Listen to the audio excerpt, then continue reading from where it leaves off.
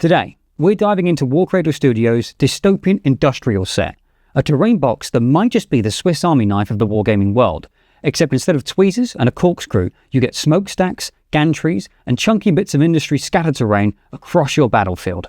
Let's bolt those boilers and weld those walkways. For the roll.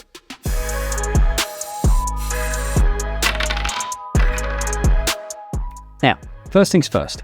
Warcradle Studios, the makers of this box set, were kind enough to send me these kits for review. But this isn't paid, I don't have a script to read from them, and all the opinions I'm expressing are purely my own. Now, with that out the way, let's jump straight in. Inside you'll find sprues packed with modular goodness. Walls, platforms, smokestacks, cranes, antenna and more. All with a true diesel punk industrial vibe that really complements the table. The best part? This kit is designed with interconnectivity in mind, so you could stack, stretch and spin these pieces into whatever layout you want. It's basically Lego for the wargaming world with a little bit more rust, soot and the occasional aerial bombardment. This entirely modular terrain set allows you to build a myriad of buildings, from small apartment blocks to large industrial factories. In the box, there are 2 different sprues, of which you get 3 of each. For those that are interested, I've listed the breakdown of each sprue on the screen so you can pause and review should you wish to.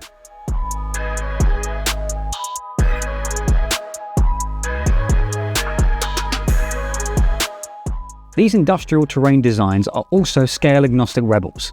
Although meant for Armoured Clash, the game that Warcradle Studios designed, they happily moonlight as some awesome stand-ins for Legions Imperialis, Drop Zone Commander, and other epic scale games.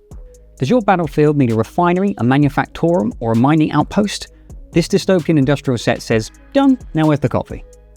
Now, when it comes to most tabletops, getting enough terrain on the board is always a challenge, especially at a reasonable price. These kits come in at around about £50 or 65 US dollars, which is actually pretty reasonable, especially when compared to the prices for other popular war games and how much their terrain costs. It's also made from the same plastic as our normal miniatures, and so rather than being resin or 3D printed PLA plastics, you won't need any alternative paints or tools to get these looking great. Now, these boxes are designed to make modular buildings how you want, of which I managed to make 3 large buildings, 5 medium buildings, and 3 smaller buildings. And this also left me quite a lot of extras left over, but I'll come back to those in a bit. The level of detail in these buildings is really something. Clear and defined panel lines, windows, archways, hydraulic pistons, cranes and some signal antennas. They really did a fantastic job in the design step, all feeding back into that rich dystopian diesel punk feel to match the setting of Armoured Clash, whilst also being agnostic enough to fit comfortably into other worlds and timelines. Now, going back to those spares that I still had, not wanting these to go to waste, I started looking through the rulebook of Armoured Clash, looking at the examples of terrain that the game interacts with, and I was curious about the low walls, fences and barricades that are mentioned but don't feature in these box sets. Now, if you've been a little sparing with the extra greeblies that you get in the box, you can also build these additions. Now for these crate stacks, take 2 spare roof tiles and glue these together. Plastic cement works best. And then stack a handful of the crate greeblies in a random pattern along one edge.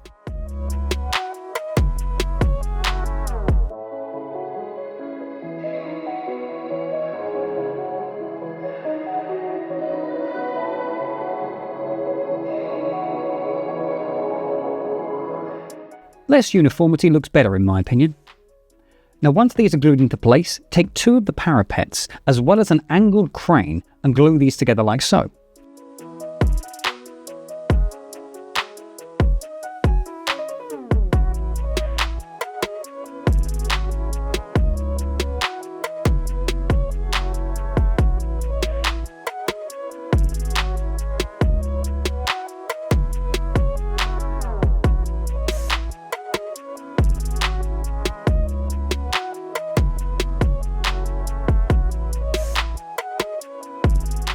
Now I managed to get 2 sets of these without issue from the spares that I had, and you can have them separate or connected together. Perfect for representing Mass 1 barricades on the table.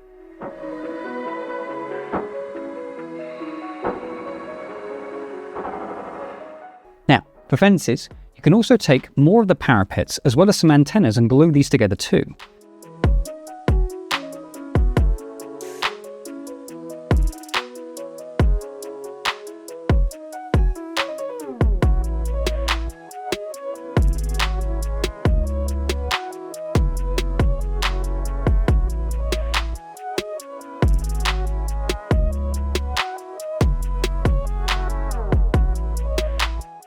This is where you'll need one additional material that's not included in the box: crafting wire. I've got some 20 gauge wire here that I've had for years, and this is perfect for this scale. I cut up sections of wire around 4 centimeters in length, and after notching a couple of grooves inside the antenna, I was able to glue these into place with a little super glue and activator.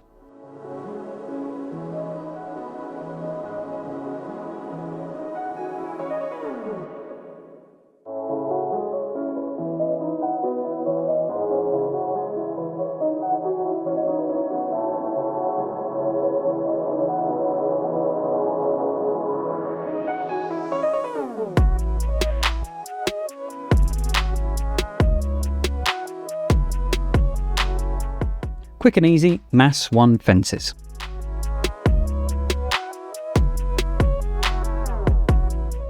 After this, I still had a large amount of buttresses and caps left over that I wanted to use.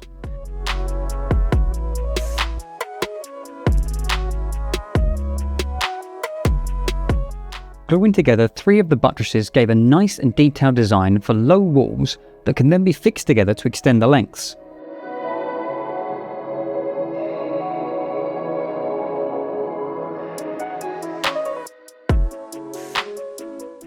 To add a little height to work with the scale, add caps to the end walls to finish off those edges.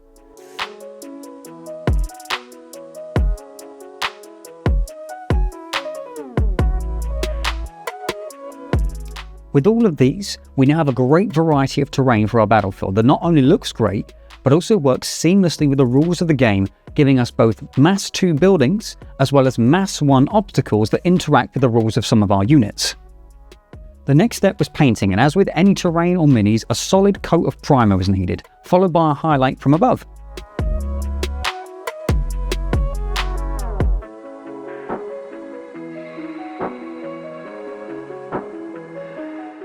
From then onwards, I wanted to try out a few techniques to see what the difference would be, and if there would be any trade-off in time versus quality.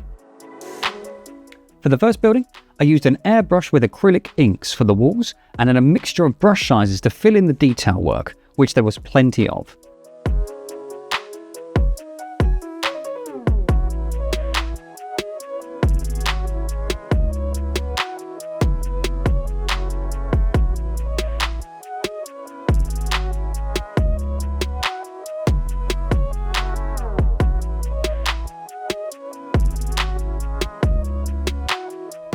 Now, I'm not a professional painter by any stretch, but overall, this building came out well and looked great. The downside, though, was that the saving made with the airbrush was soon eclipsed by the time it took for the detail work.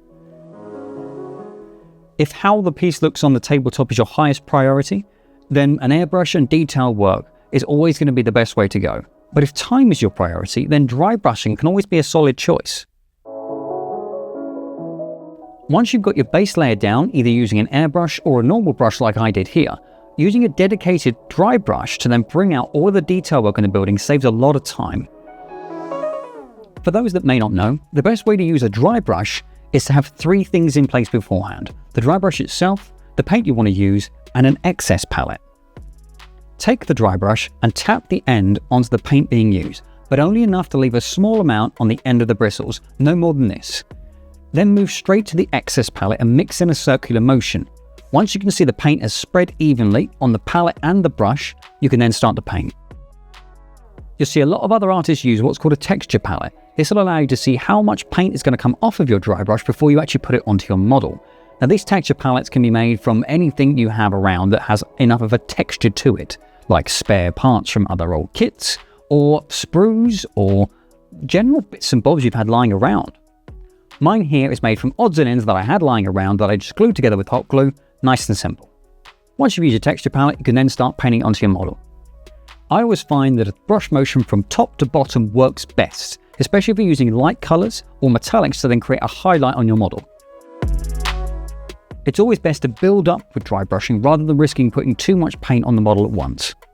Now, once the dry brushing is done, you can always go back and add more detail if you wish to, bringing the terrain to a more complete look. But honestly, they still look good without anything extra. Overall, if you're looking for speed, dry brushing and using the already sculpted detail to your advantage is hard to beat.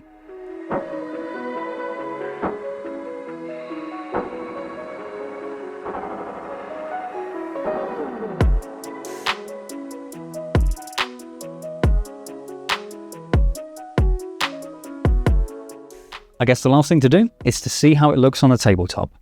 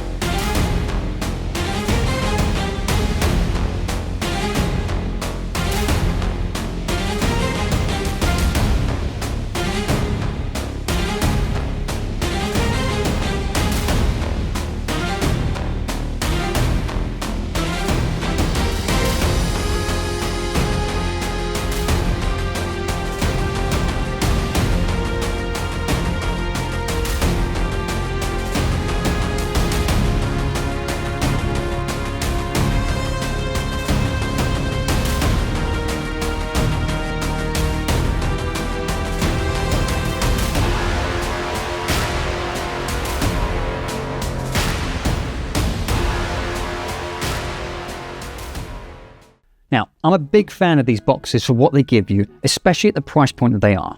Only 2 boxes are needed to build yourself a full table's worth of terrain that's also fully customizable, giving you the creative freedom to build whatever fits your needs. Loads of little residential or admin buildings to simulate a residential cityscape?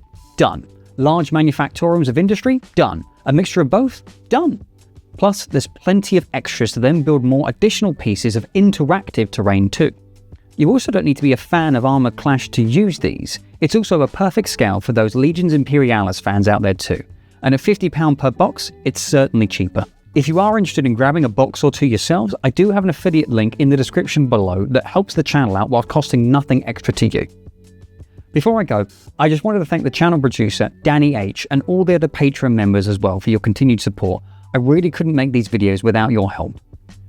If you're considering supporting the channel by becoming a Patreon member, you'll gain access to a bunch of goodies, such as monthly STL files for faction-inspired combat gauges like these, monthly prize draws, as well as access to the private Discord server where you'll find me and the amazing community that we've built, all from as little as $4 per month, the link for which is in the description below. You can also help out the channel just by subscribing or liking the video if you've enjoyed it. Once again, thank you for watching, and I'll see you in the next video.